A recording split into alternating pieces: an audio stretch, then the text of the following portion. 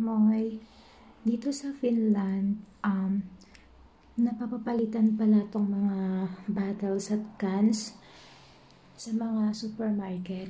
So, nag-start kami na mag-ipon ng mga bottles at kapag dumami na to, dadali na namin sa S-Market or sa K-Market kung saan merong machine na doon namin ihuhulog.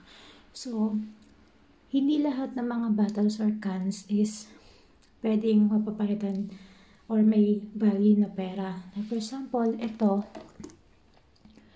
meron siyang equivalent na 0.40 cents. Ito naman, itong mga ganito is 20.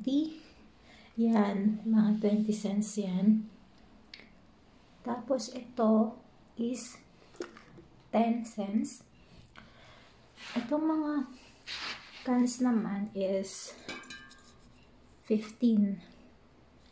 Pero may mga cans naman na or bottles na walang value or hindi mo siya pwedeng mapapalitan. Like ito, wala siyang nakalagay na 15. So, hindi namin siya isasama. So, yun lang.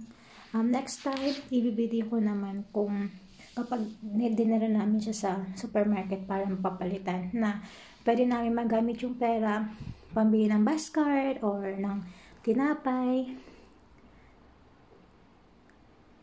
That's it. Thank you.